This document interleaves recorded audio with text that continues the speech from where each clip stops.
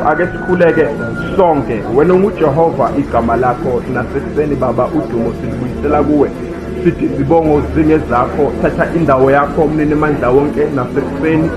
Sokuyisikhathi uNkulunkulu wethu oyingcwele sokukhulunywa kwezwi lakhe eliphilileyo, elithi izwi lakho liphefumulelwe nguwe lingubuqobo. Baba siyathandaza ke nasekuseni, sikhulekela ukuba izwi lakho lingene enhlizweni yalowo nalowo khona kule ndawo, lihlabe inhliziyo maqede liyinqobe ngegama likaJesu Kristu waseNazaretha. Khuluma ngalo nasekuseni namhlanje egameni likaJesu, ngoba unomphila amandla. Wathi linjengesando esiqhekeza amadwala, wathi linjengenkemba esikanhlangothi zonke, wathi lidabula amahlathi aseKhadeshi liphula imisedari yaseLibhano. Lingamandla ukuduma kwalo kunjengokuduma kwamanzi amaningi. Khuluma ngalo Baba ekuseni ezimpilweni zethu egameni likaJesu Kristu. Ekuseni endaweni yaseNewcastle ngicela ukubingelela nonke bazalwane egameni likaJesu. Amen. Bingelele umndeni wakwaZwane msho kahle bazalwane. Siyabingelela umndeni wala ekhaya. Sibingelele noNkulunkulu wethu bazalwane okhona noma kunje, ngoba uNkulunkulu akaxosha ukufa bazalwane sizwana. uNkulunkulu akaxosha neze ukufa, noma kunje kukhalwa kufihla yena uNkulunkulu khona. Ngiyezwakala bazalwane, ngoba uyazi ukuthi waye ngisho kanje, uNkulunkulu umele ukuba khona ngoba labantu osubadinga ukuthi babe khona bavele bangafiki. So yena uNkulunkulu maye khona usevala isikhala sabo bonke labo balindele ukuthi babe khona, futhi yena ukhuluma kangcono kunazo zonke ikhuluma engcwabeni. Amen. Bazalwane, ngumfundisi uMnguni. Imvelaphi yami ngiwale eNatali le ngalako umhlaba yalingana. Haleluya. But ke ngihlala la endaweni yaseMpumalanga eFolkrust. Amen. Ngihlala nomndeni wami. Haleluya. Ngisemsebenzini kaNkulunkulu, ngishumayela nje izwi likaNkulunkulu. uNkulunkulu wayisiza impilo yami ebuncaneni bami. uNkulunkulu wahlenga ubunsizwa bami. Amen. Wahlenga ini? Ngoba uNkulunkulu uyayihlenga impilo uma ethanda yena. uNkulunkulu akayiphoqi umuntu bazalwane. uNkulunkulu impilo yakho uyihlenga mayethanda, futhi ngokuyihlenga akusho ukuthi ukufa kusekho. Amen. Because the problem masima la phambi komndeni sishumayela, bese siyasaba ukushumayela ngathi laba abantu esishumayela kubo bazokhala inyembezi. No bazalwane, abazukhala, sebekhalile. Into abayidinga induduzo. Induduzo yizwi likaNkulunkulu likhulunywa njengoba linjalo, ngoba masili compromise lizongasebenzi. Amen. Okunye futhi bazalwane, mangabe kushunyayela izwi likaNkulunkulu kusuke kungasakhulunywa ke nomama uZwana, ngisho njalo akusali ukukhulunywa nomama uHarriet uLindiwe Zwana, angimazi kodwa amagama sengiyawazi ngekhaya. Angizushumayeza yena ngoba indima yakhe iphelile, but ngizoshumayeza umndeni nomakhelwane nezihlobo ezila ezisagijima indima yazo. Yabona ngokula ugijima indima yakho. Ngihleze ngitshela abantu mina engatshali ngithi ungawuhleki umngcwabo ngoba nawe uzofela kuyona into yokuhlekwa le. Yabona? Hathi ubona kanje idekho beyingekho kunjani ayisharapu. No, it's not about that. Umngcwabo is not about that. Laba bayi-5 abakhona mbonga uNkulunkulu yibona abafanele ukuthi babe khona ngokohlelo kaNkulunkulu. Ongekho uhlelo ukuthi akekho. Socela nje sifunde amavesi ambala bazalwane. Sizofunda amavesi awu-3 kuphela. Ngokusizwa umoya oyingcwele ngicela nje ukuthi ngithathe not more than 30 minutes. Amen.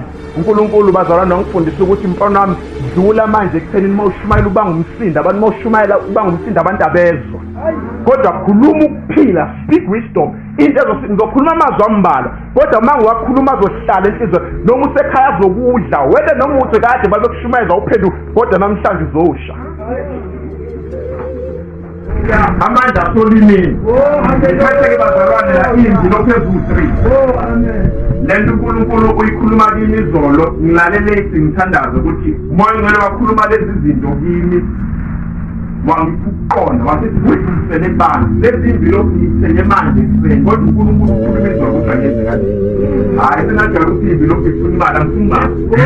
Lezi imbi lokuyiphethe umyalelo. uNkulunkulu ukhuluma ngeensuku zomuntu. ngivumele endlini yaluzo ngoba manje lapha ngengiyilo ukukhuluma nawe ungibukele ehlweni ngikhuluma nami ngiphethe imvilopho eziwu-3 la ziphethe umyalezo wakho hayi kamakhelwane ungakuba omunye umuntu manje le message yakho ukhuluma ngey'nsuku zomuntu yebo umuntu uma ezalwa uNkulunkulu ungipha imizwa kodwa khona iy'nsuku wena ongazazi ezisebhukwini likaNkulunkulu eziwu-7 zokhuluma ngeziwu-3 wathi lokuqala ukuzala amen lokuqala yini ezini kaNkulunkulu vula incwadi kaMshumayeli chapter 3 verse 2 ngicela ufundela kakhulu baba ongaphendukanga namhlanje uyamzonda ngenhliziyo yakho uyizonda wena ma ungaphendukanga funda siyakuday bani manje day 1 wempilo yakho nanto bazalwane ngicela ufundela mfundisi Mshumayeli 3 verse 2 isihloko sithi konke ngesikhathi sakho konke kunjani konke kunjani ikhona wasekhaya lapho idongeni yabo asimshayeleli izandla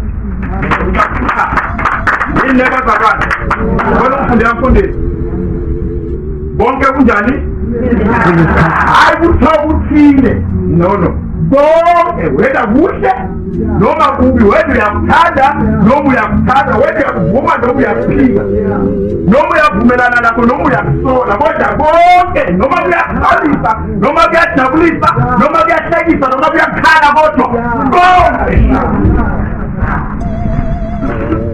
ngicela sizoba kuthi konke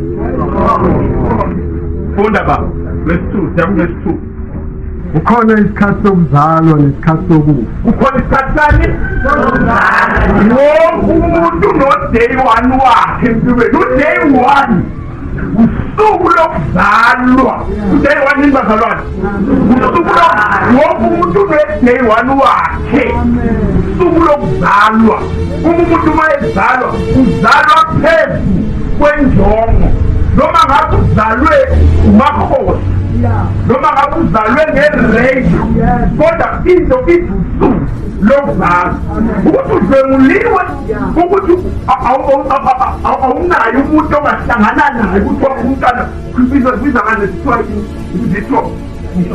fertilization bathatha into ethile yomuntu wesilisa bayifaka umuntu wesifazane noma ngabe umntwana umkhulele kanjalo kodwa the day 1 of that time yabona umuntu bakakhipha isisu kumele i-day 1 waleyo ngane ngakhuluma mina ngamshumayele ukuthandwa amshumayele ukulandela mshumela number 1 so ukhona usuku lokuzalwa-ke nosuku lokufa njengoba umama uHarriet Lindiwe Zwane esedlulile emhlabeni akuvele emkhulu ngakhuluma angisithuku akafanga kahle ngoba engalungelanga ukuphila kahle kodwa ngo-day 1 uNkulunkulu ehlezi emazulwini ohlabele wahlalwa phansi wahlelwa ngempilo kabani wahlela uNkulunkulu ukuthi ngo-2022 October 1 uyobe sifo nesikhathi ezalo bazalwane neza ukuthi khona ingelosi nesikhathi umuntu akhulelwe noma ngesikhathi umuntu ehlangana nomunye umuntu obuyukhile noma behlangana nabakhulutwana ingelosi iza ngqo empilweni yalowo muntu ilethincwadi leyo ncwadi ibhale yonke imihla yokuphila kwakho izinto ezinhle zizokwehlela ukuthi uzofa kanjani kubhaliwe nozofa ngemoto okubhaliwe uzofa ngemoto nozobulawa umyeni wakho okubhaliwe uzobulawa umyeni wakho nozogula kubhaliwe konke nozophila kahle kuphelelele kubhaliwe ukuthi uzophila kahle u-day 1 unesiphrofethi osempilo yakho noma bangathakatha baze benzeni bazalwane siyathabatha lesenefota ngoba isikhathi senjani wonke umuntu no-day 1 wakhe wonke umuntu injani bazalwane uNkulunkulu umuntu ngenjongo u-day 2 sengikhuluma manje ngobani ngisakhuluma ngokuzala lithi umfana ukuthi kunani zalela uNkulunkulu newashi awuthula amawashi ubhele magama wathi uwathi lokuqala le-grace yabona lomusa uyazi ukuthi umuntu uma ekhulela inyanga ezingaki eziwu-9 yiwathi le-patient ne-persevere kaNkulunkulu umuntu akamenzi lutho ufika isikhathi sokuthi azazane lelwathi le-grace bese khona i-stop watch kaNkulunkulu. So during the time of your living, ngesikhathi sokuphila kwakho wazi ukuthi uyabaleka wonke umuntu ophilayo onayo uday one umuke wazana no-day one suqalile uyabala and the stop watch kaNkulunkulu siqalile siyabala. Lento stop watch iba lapha and mase kufike leso sikhathi sokusekhile wena ukuthi emva kwe-hour nge-stop watch siyama mase kusale leso sikhathi stop watch sezendabili uNkulunkulu kune-stop watch yesizwe noma bangakuthakatha bakuzonde uma i-stop watch sisabala awuyindawo kungaye ukuthi afike wothi ngithole umuntu yakhona kuthiwa cishathi ningawucishi umshini nengafiki bedalokho ukuthi umndeni awushimayeguluti ishishini ngoba useyahamba vele heyi musa ubuqima iwashi isono ukubulala sewazimisha umuntu webulala bathi bezobona umuntu egula hawu vele noma ungasamthi uqaqishizinto vele ngoba sewuyahamba sewazimisha umuntu wena noma ngashongo ukuthi amafaka amkanjani uxakwe yini akhuluma bazongibona amen akhulumile ngoJohn chapter 2 man wonke umuntu uzela ngisizela inkosi kasatha phezulu okaba ebhanoni ngalihlabathi zonke sizele mawuzala nini uzala ufumbethe kuhle kubufumbethe siyakude ifundo ngifundela kumele ngifundela sikuchimayeli amen ngifundela verse 10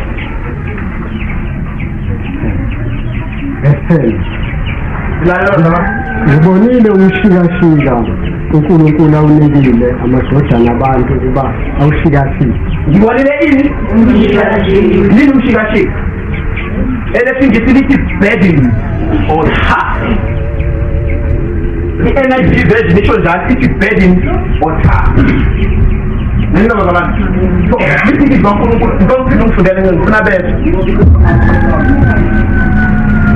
ngibonile umshikashika uNkulunkulu awunikile amadodana abantu ukuba awushikashike.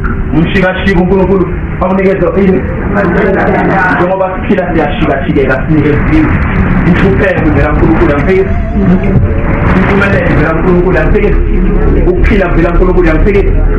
So umuntu masezela sekufika uday 2 empilo yakhe shikashikeka wena uyathanda yora uthanda uzoshikashikeka nabo abantwana bavuka bayisele umshikashika wempilo yakho nawo uma uyavuka emasimini umshikashika wempilo yakho nalovuka yodayiswa ngomzimba umshikashika wempilo yakho kodwa into engiyazi yenhluphekweni uNkulunkulu yebo enye inhlupheko ivela kuyo yabona indlela uNkulunkulu akubiza ngayo ambizela kuyo kodwa kuye lo nhlupho alikhe lithi ungadayisa ngomzimba alikhe lithi ungabulala leli gama elithi inhlupheko alisho ukuthi kumele kusokola abanye abantu noma kulimala abanye abantu ufanele udlule esimele esinzima kumele ukudlula kuso inhlupheko ke leyo kwathi kwaphumisa kwathitheka igazi lomuntu akuseyona inhlupheko sokumbulala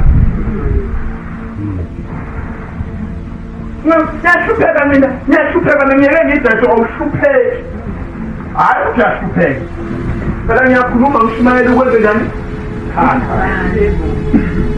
wonke umuntu unomshikashika empilweni yakhe noma abantwana bavuka ekuseni baye esikoleni bayashikashikeka impilo yabo nabazamayo abadayisayo banamatafula abantu badayisa abaney'tolo bayasebenza bayashikashikeka abanye bakhulisa iy'ngane ey'nyezo bayashikashikeka abanye bahlushwa amadoda abo bayashikashikeka abanye bahlushwa ngisho ngomama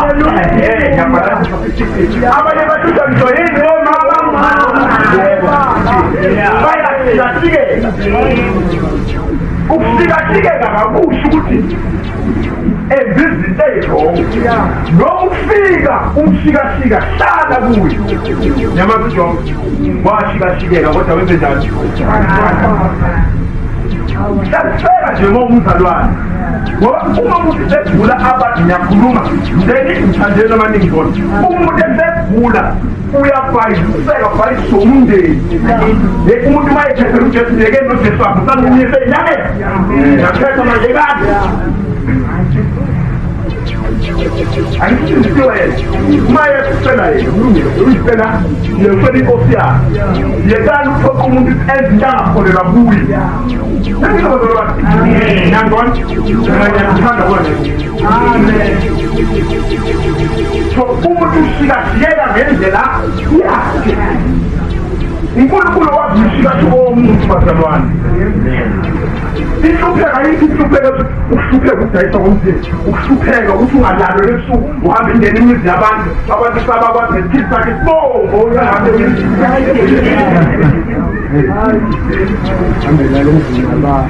ushikashika kanjani lokuhluphekisa abantu nokushikashika wena onawo ushikashika enkoloni wena ushikashika awukushikashika ukuthi kumele kuphele ingane ekhaya awukushikashika ukuthi kukhothe ingane zikadade wenu awukushikashika ukuthi kukhothe ingane zendoda ngoba noma ufile emahlomweni kukhothe ingane ayikhulisile nonsense ushikashikela kanjani wena uma usaphila ukwazi ukushikashikeka kahle manje kufa wena kumele abanye bashikashikele iy'ngane zakho qala ushikashike kahle selo sethi shikashika kahle mzalwane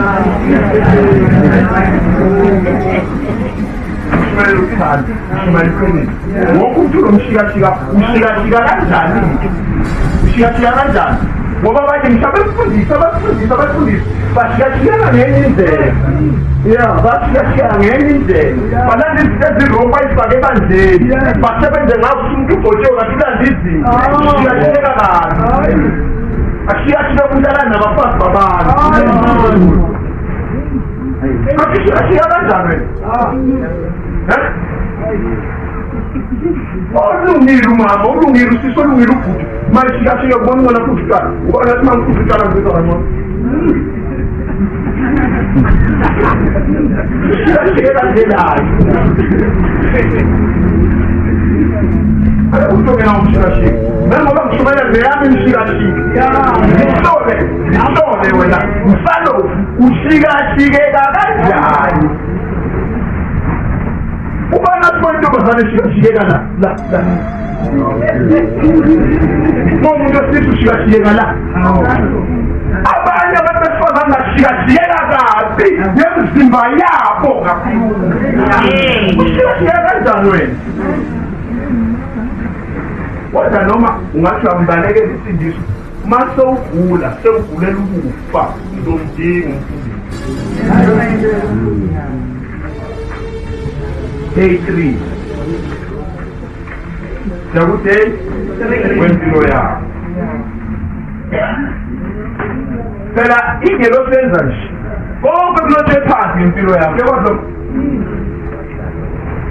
kwahlalwa phansi kwahlela konke ngempilo kabani Day 3 funda baba verse 4 and 5 ngifuna ukubhala manje isikhathi sokukhala nesikhathi sokuhleka isikhathi sokukhala yini ekhalisa umuntu kunini yini ehlekisa umuntu omunye akhaliswe indawulo omunye ahleka sekuthi omunye usempilweni abanye bayahleka ngoba kunje kanti esomanjalo enhlangano isihlangano angisushayela inhlangano wena ayithi waphuma ungazane waphuma kule nhlangano yethu hayi kuhleka ngoba kude ngoba uma ukuba ukuhlangane mawona kuphile esonweni athi ngikhuluma zizinile iy'ndawo kukhona i-hydis ne-paradise lezi iy'ndawo uyisebenzela usasinda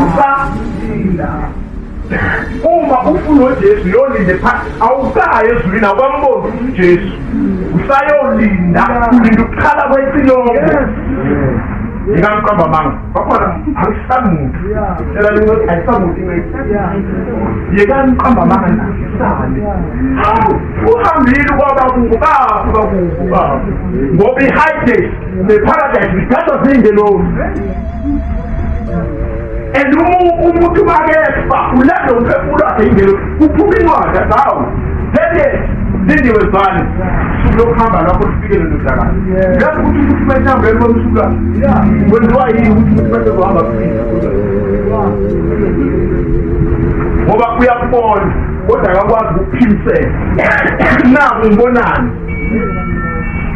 Mfundele, sefuna ukubhala.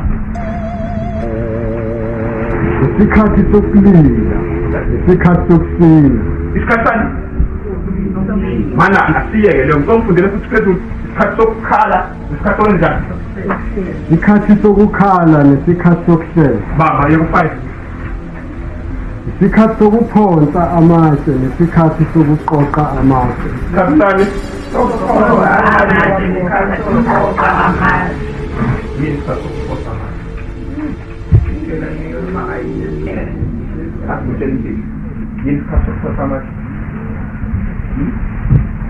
Ngiyakhumbula ngikhulume ngo-day 1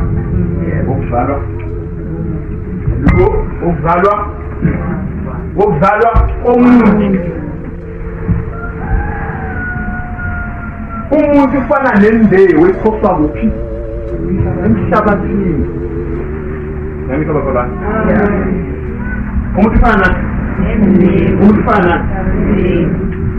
ukhona isikhathi sokwenzani isikhathi sokwenzani ukuthi uzaleke kanjani none of their business each and for ukuthi uzaleke kanjani akusho lutho itshela njani khuluma bese ubakhona isikhathi sokwenze njani yini ukuqoqa amali amsekho sosethi amsekho seshonile akasekho uNkulunkulu senjani uNkulunkulu uphile uNkulunkulu njani itshela iqoqiwe masiqoqwa-ke lethi yini nje umphefumulo wami uya la sisebenzela khona lala ngihlele ngenza ukuthi ngemikhuza kuze ningafani zimbili indawo uma ufa i-Hades ne-Paradise uma ufuna ujesu uye e-Paradise uyolinda lalela awukahlulelwa awukajazwa uyolinda ulinda usuku lokukhala kwexilongo uma ngesikhathi usalindile e-Paradise kuney'ngelo seyigadile zaintizwa uNkulunkulu akusekho ukuxhumana kwabangasekho nabaphilayo seziyesetheni bangumzolo njengokuthi siyakhona Mthola siyakhona, nokuthi siyakhona. Akusekho ukuhlangana kwabangasekho nabaphilayo. So umuntu uma lo mama besindisiwe, noma ungathi uyayishisa kudala ngesikhathi sakho. Because lapho umphefumulo ukhona e-Paradise, uvinjelwe yini, noma ubuyelwe yini, yingelosi ngeke ukwazi ukukhuluma. Phela abafundi bazositshela kunjani. Athi mina hayi ashisa impepho sikhulume nabadala uma wengane yami yentombazane bazocela kuba khona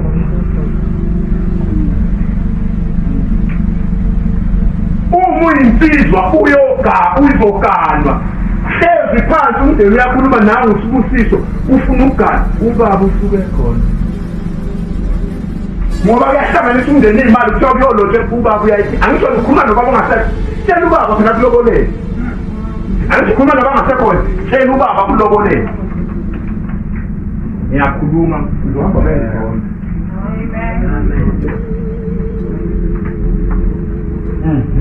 Joseph Zulu umkhondo nje njengokubona so kunezinto ezenza ukuthi uNkulunkulu abantu bambabhupha ngenxa yokusolulama lalana ngicela ukuthi umama besekise bengaphilisi awabuleke ithuba lokusaphendula nekule kanye futhi noma ukholwa ngenhliziyo avume ngomlomo kuyaba njani uyosindisa lalela uma futhi ekholiwe ngenhliziyo yakho wavuma ukuthi akungenanga emanzini akusho ukuthi uma sekusukukhamba uzongena ezulwini kodwa ngeke akhole ziqhele kodwa wena usathola ithuba lokuthi ngabe uyaphenduka uyapensa wena upensa ngesikhathi uthenga kune-stopwatch makufika isikhathi siningi kunokuthi ubhize ngisazophenduka mina ngisadlilayo uyi-softlife 83 khona isikhathi sokujabula nesikhathi sakhe umuntu seyakukhanisa kuthiwa impilo manje uyalizi sewuyaphila manje sezikhambela kahle ngiyajabula ngithi manje zikhambela kahle njani isikhathi sibekiwe bezalwane isikhathi njani khona isikhathi sokwenze njani sokuqoqa ini sinonyama zikhona isikhathi sokufa umphefumulo uyathatha sikile isikhathi sokuthi uma uNkulunkulu athathe umphefumulo kabantu so uma ehambe emvumeni uJesu useparadise noma ningayishisa ngeke ukukhulume yena noma ungayishisa ngeke ukukhulume ngeke ukwazi ukukhuluma naye ngeke akwazi ukukhuluma nawe ngenxa yokuthi kuney'ndlela osezimzimbini uma esehayidesana kahle esogwini ufanelile uma kusehayidesi usushiswa yidrono zakho usuke ungakaphosela ngabili lomlilo ukufa hlone kabili ukufa kokuqala lokho kwenyama okulala ebusini ukufa kwesibili lokho kokuthi uJesu mayebuya elanda ibandla abonke abantu bobona bangafuni ukuphenduka abalimpilo baphoswe esogwini akekho sesogwini manje basehayidesi babili bathi inkinga bosehayidesi ukwazi ukubona yonke into oyenza usemhlabeni manje ngadlala ngethuba bengakathi ushiswa yileyo ntonke leyo awashiswa umlilo sithi babe ngoba sonke sifela ukubona into phambi kwesihlalo sobukhosi landiswe ngokwenze sisenyameni so uJesu-ke uday number 7 ngiyakusho ngokuday number 7 usuku lwe-judgment 7 days ongazazi uNkulunkulu ayibekile emele ukuthi efeze ufike lolo suku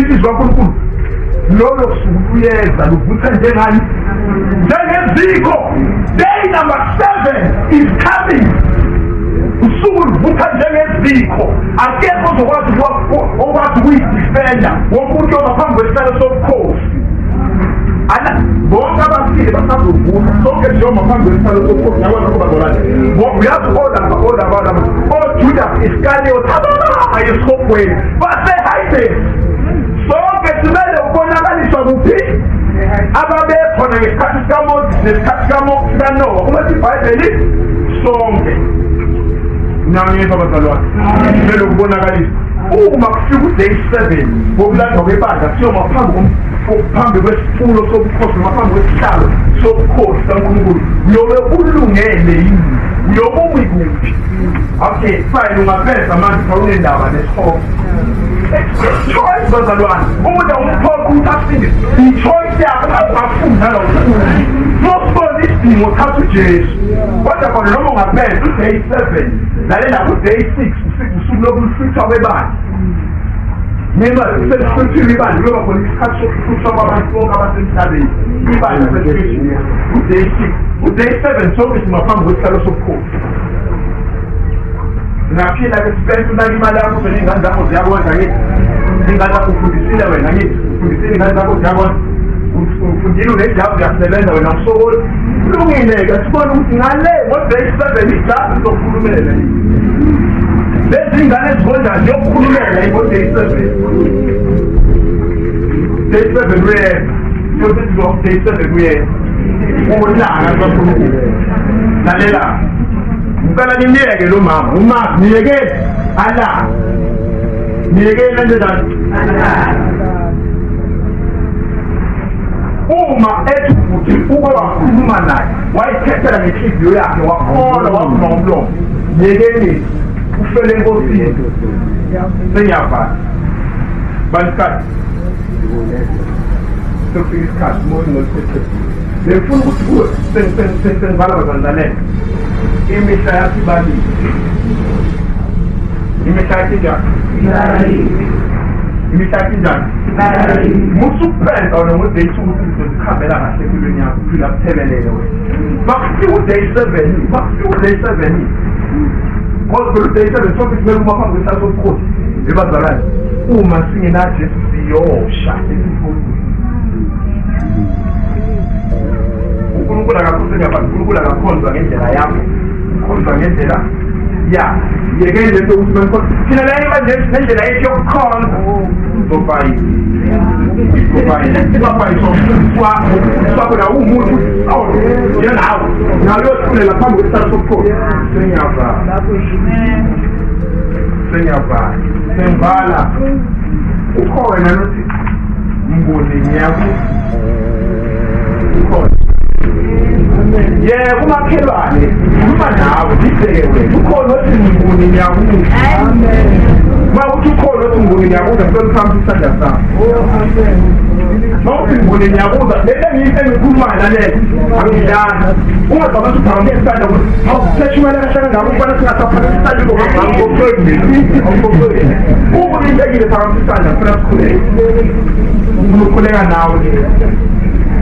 Amen. This is uNkulunkulu ngelinye ilanga elibele lika-Elisha abazalwane wafosa umuntu owayefika phezu kwezimali ka-Elisha. Uma efosa lo muntu wavela wavuka waphila. Ngenxa yokuthi la fosa khona lo mzimba nginika lo muntu obenoNkulunkulu. So umngcwabo womuntu ofele enkosini ngeke ungavuswa kahle. Akhuleka nawe. Ngicela sibalale abazalwane sikhuleke nalabazalwane abaphakathi. Kuthi baba Baba, egameni likaJesu ngiyabonga ukuthi ngalolu suku lenkonzo yokufika kwethambo likalindini ngikhumbulile impilo yami ilizwi lakho andilabeke enhliziyweni yami ngithatha isinqumo ukuthi ngikwamukele wena njengenkosi nomsindisi wempilo yami bengingenalo ulwazi kepha manje sengiyazi ngihlulwa izwi lami ngiyavuma ngiyakwamukela njengenkosi nomsindisi wempilo yami ngizalwe kabusha pheliswe ngibe ngumntwana wakho ngegama likaJesu kuthi makufika uday 7 kwempilo yami ngibe ngisesandleni sakho ngiyabonga ngensindiso yakho izono zami zonke ziphethelele lalela bazalwane labadlulisa isandla laba abadlulisa uJesu ngibabona ngicela nje bazalwane ngivumeleni elibeni lika-Elisha kwakufika umuntu ofile wavuma waphila bazalwane bakuthi khona ogulayo namkhona ukukhulumisa khona ogulayo awusanda abazokhulumisa ngeke ubeke izandla semngcwabeni ogulayo whatever sickness ekuphethe kuzokufakazi whatever sickness ekuphethe ngegama likaJesu ngiyakhuluma phezu kwakho nyama ngiyakhuluma phezu kwakho sifo come out ngegama likaJesu Kristu waseNazaretha uyaphila wena uyaphila nawe ngegama likaJesu Kristu.